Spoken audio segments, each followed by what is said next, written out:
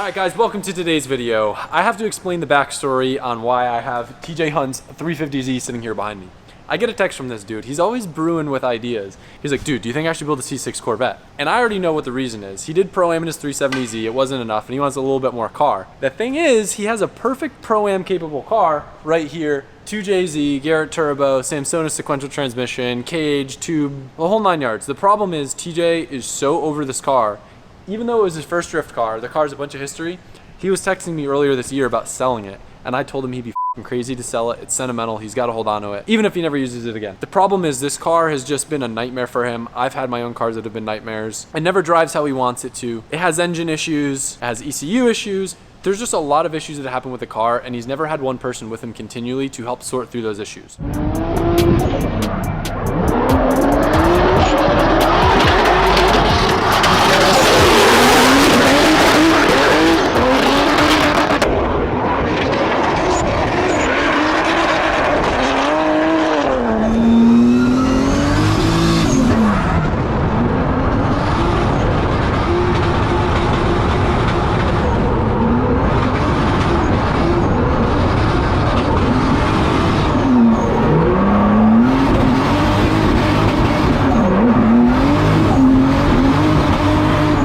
Drift car, it's inevitable. Even some of the highest level teams, when you build a brand new car, there's going to be stuff that needs to get sorted out, and a lot of that happens at the track. So I suggested to him, we're going to Hyperfest, one of my favorite events in the year, tickets in the description, and I wanted him to come drive, have fun with the boys, and we're going to help sort through his car. But before it goes to Hyperfest, I wanted to get it to the shop because I assumed there would be some things that we would find wrong with the car, and you're about to find out there's a lot. But I also want to preface, the things that we're going to find in this video are not disses. It's not like, yo, look at someone that did X, Y, and Z. It's just a drift car that hasn't had the TLC that it needs, and we're hoping that we can sort through some of this stuff so that way the car's dialed moving forward. Now we got two main categories that we're going to dive into. One of them is the power engine side of things, and the other is the suspension side. I've got to run and go handle something, and Johan's going to dive in on the engine side. I've got Jamie on standby. He's the AEM Infinity guy. This car's on Infinity. He's already dialing in some stuff on the ECU. We're going to check base timing. We're going to clean the injectors since we're going to end up running the car on the dyno, and see what else we find in the process.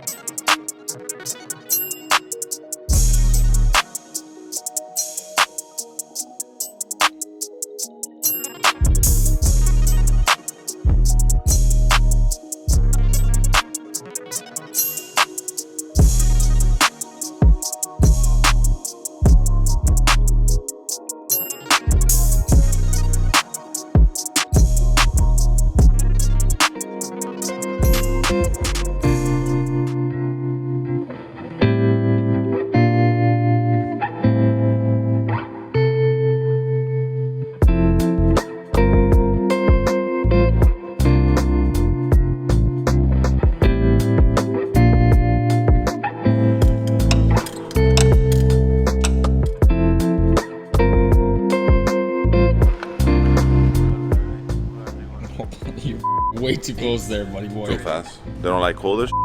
You need to stop moving. Oh.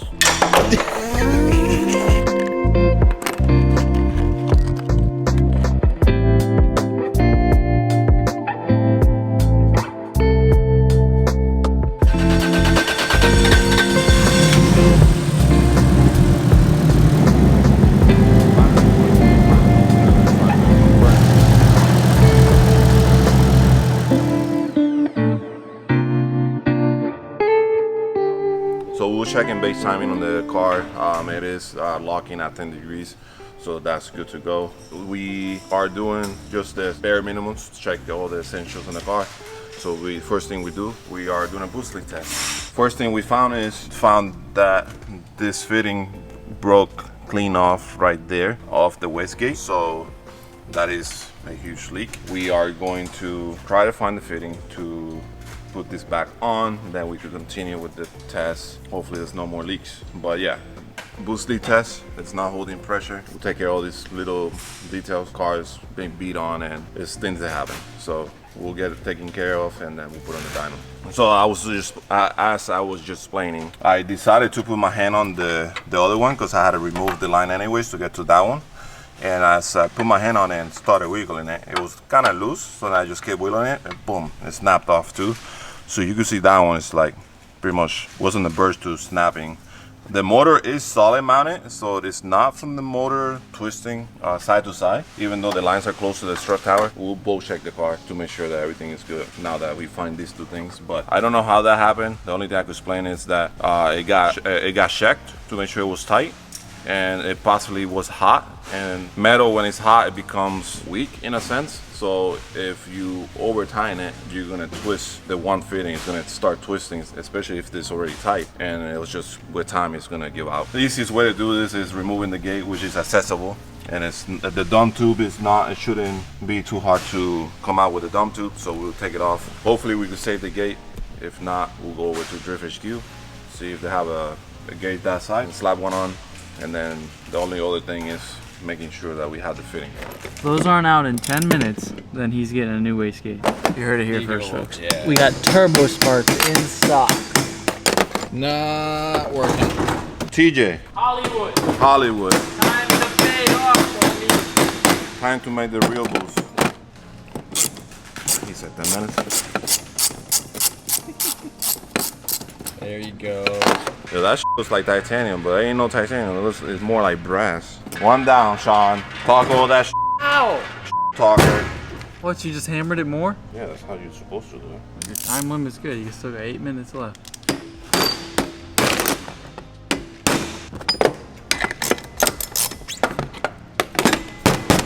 You see, that shit don't look like Yeah, that's not stainless. That's gold. Hollywood made them out of gold. brass. Oh no, it's metal. The boy got it. 10 minutes, you said, right? Wow. Another one. All right, so I managed to take the fittings out of there, but we don't have a fitting that goes to this gate and then goes to dash 4. Looking inside the gate, it looks like when this tractor was bottoming him out, it hit the gate inside. The gauge was all loose too, so the fitting that we might find to put it here might bottom out with this, which might be the reason why this was loose. So we're just gonna call it and use a new gate for Turbo Smart. Upgrade him to a different style lock ring, which has more space for the fitting. And I believe we have this fitting here to a dash 4. So there you go. Not that much bigger. It's pretty much about the same.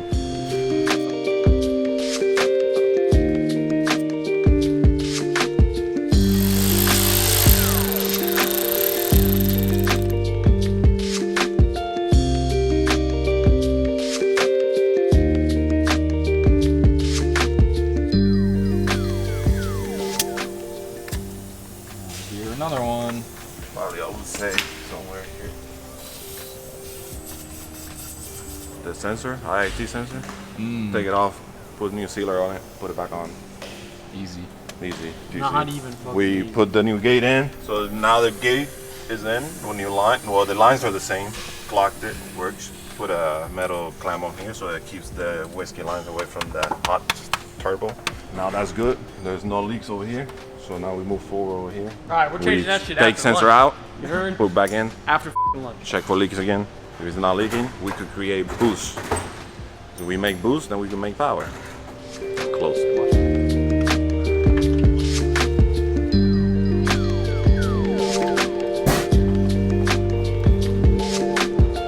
We removed this so we could get to the injectors, take them out, put them on the tester, make sure they're good. If they're good, we slap them back in, and then we're ready for the dyno. So we got the injectors in.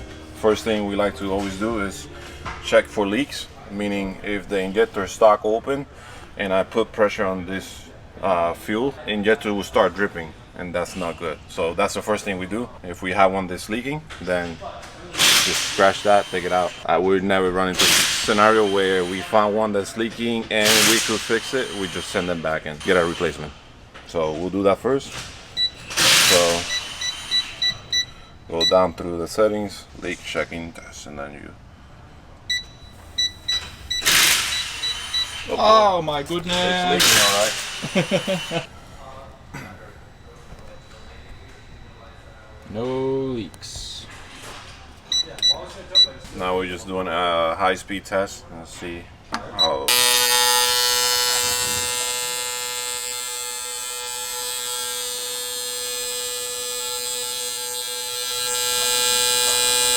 Safe to say, I think they're pretty good. Yeah.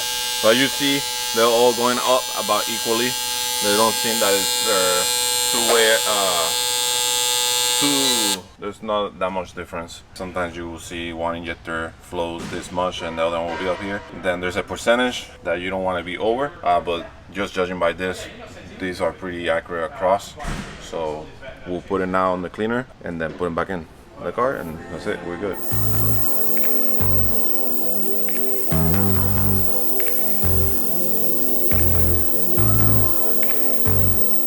All right, Sean, show him where we got the boost leak number 5.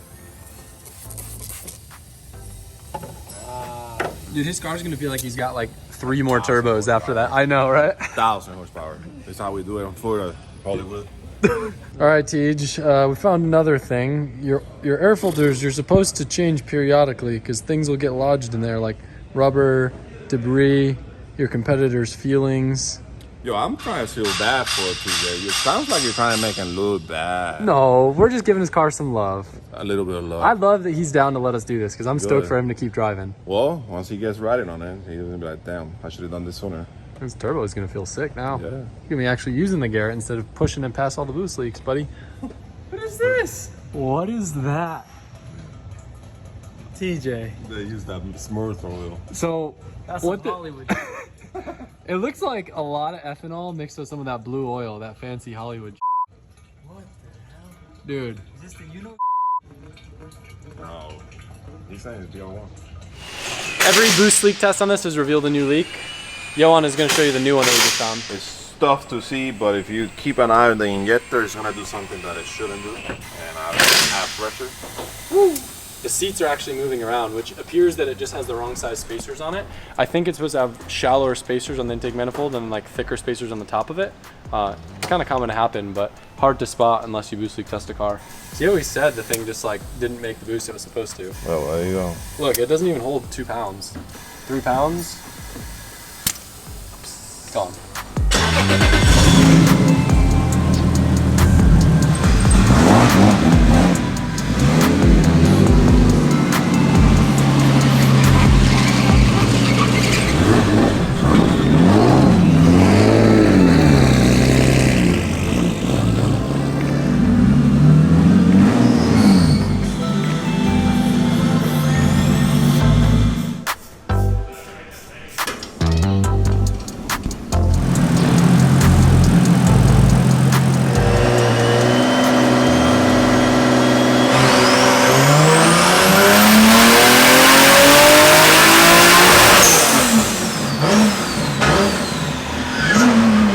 Two of my favorite things that Jamie did so far, it had this weird like burble on decel. It had a bunch of like kind of timing pulled out of it in that area. And of course, we're an anti-burble pop on decel gang over here. But what it was doing was actually making his throttle response like the second that Jimmy fixed that, the car revs like infinitely better. I also turned off two-step because two-step's stupid. Sorry, Teach. Love you.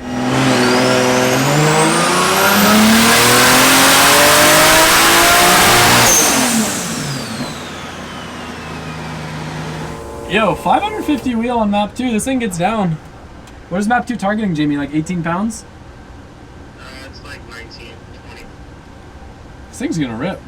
Because before he was saying on like map 3, the thing was only making 500 wheel. Probably because he had more boost leaks than the Great Pyramids of China. Yeah. Those things, and then they were retarded.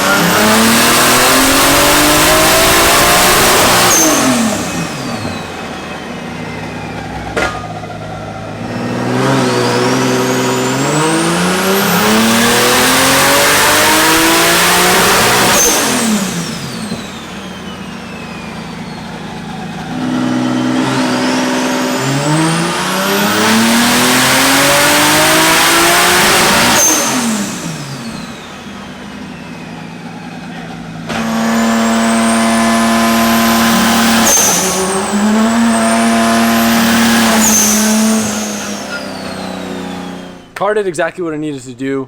Jamie was able to get this thing right in like freaking 3 or 4 pulls. Shout out Jamie, Marsh Tuning. Looking at the map, TJ said before the car made a max of like 500 wheel on his highest boost setting. Now it's making about like 590 wheel. And the max torque that we saw was about 515. thing's a ripper, but you can see it rolls off pretty hard up top. So if he's running a track like Clutch Kickers where he's going to be at higher RPM at the bank, I would probably suggest that he moves up to a bigger turbo. It has a Garrett 3576 on it right now. If we were running a Gen 2 turbo, I would suggest he moves up to the 3582. But with the new G series, I think a G35 900 like I have on my Chaser would kind of hold the power out a little bit better, and he could rev a little bit more and you make a little bit more torque up higher. But overall, this is plenty power for what he's going to do. In the map, there were some weird fail safes that were set up that were probably contributing to some of the issues that he had. But overall, like the main thing with this car is just it's a well-built car that just didn't have enough maintenance and enough eyes on it in between events. And I think that's a big reason why TJ had a lot of issues with it. So hopefully the goal with this Hyperfest event is to be able to continue to find these little things. That way when TJ goes to drive this car, he can have a good time. So on the alignment side, if you look down here, the first thing I always do is check front toe. Because if you have toe in, it'll make the car do a lot of weird, funny stuff. You'll have bad turn in, and through transitions, the car won't really self-steer. So you look at the rear number, we're a little bit over 79 inches, and the front number, we're like almost a half an inch under 79 inches, which means this car is about a half an inch of toe in, which basically means the car is driving around, what do you call people with feet that walk like this? Penguins? Not penguins. No, not bone-legged. Duckfoot? Pigeon-toed. So he's rolling around. Your boys, if you ever see TJ on, say, what's up, pigeon toes? So yeah, we'll add a little bit of toe. That'll give him better steering response, and it'll probably liven up the front end quite a bit. I'm gonna go throw them on the rear. I notice he has a bent arm in the back, but we don't have the replacement for that arm, so we're probably just gonna have to align it with where it is now. But I just wanna make sure the front end's right before I go test it outside to make sure that I'm not gonna crash it into a building because it's all jacked up. So this is something I'm not gonna change before I go and test it, but in the rear, you'll see the front number is way lower than the rear number. It's got almost an inch of toe in. Toe in gives cars a lot of forward drive when you're at low angle states, and it makes it harder to hang the car loose in a corner if you want to drive through a corner at big angle.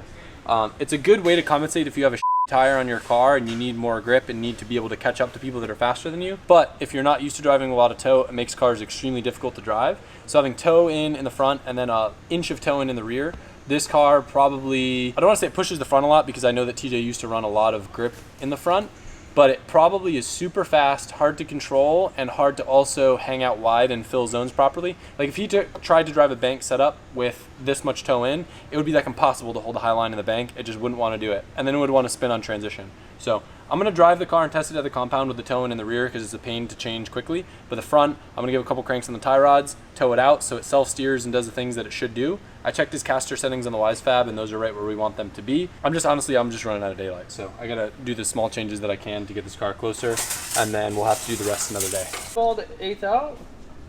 Yeah. I'm usually pretty good with the flat spots. Get it?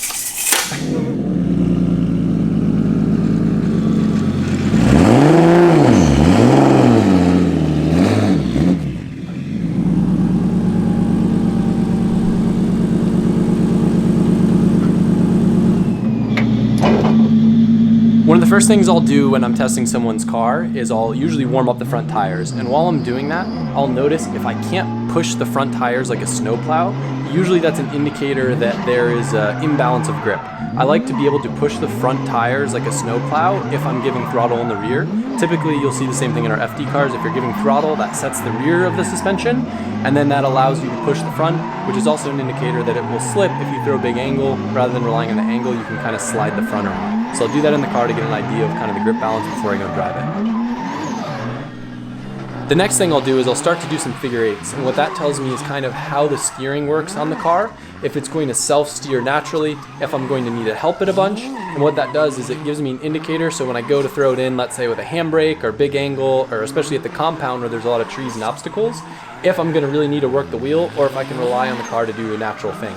So I'll kind of vary, add a little handbrake, add a little throttle, off throttle. Some cars have a lot of grip off throttle, some cars don't, some cars like a lot of throttle. This particular setup seems to be pretty loose off throttle, just given the tire, shock, and alignment specs that it currently has. So right off the rip, one of the things that I don't like about this car a lot, it's got a super tiny wheel combined with WiseFab that has a slow steering ratio, so it feels a bit funny. And then it also doesn't have a front sway bar. So the whole front end of this car, like, definitely gotta add a sway bar and get that dialed in. But I'm gonna still see how the rear end feels, how grip and power is delivered. But I can tell right now I have too much front grip to the rear grip ratio because I can't push the front.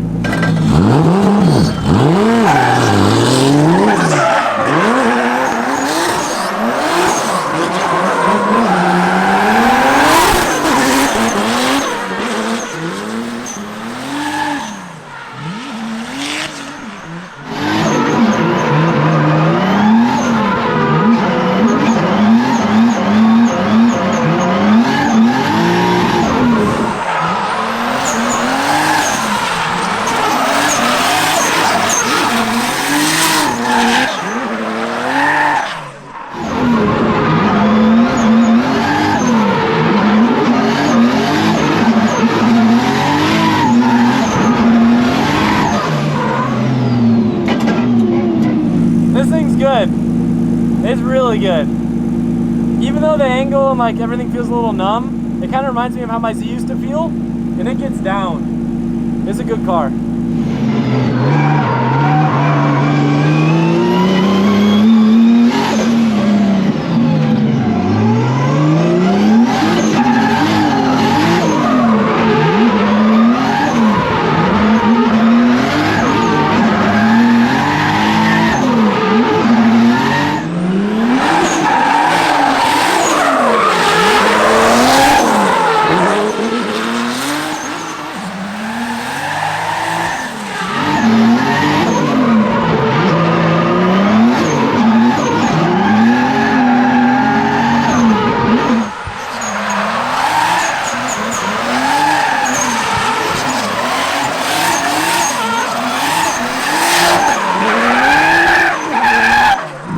I'm happy with this thing. I got all the data I need for Jamie. I put it through some load. That was actually third gear over there. The only thing now, Mike, we gotta get a thumbnail. Okay.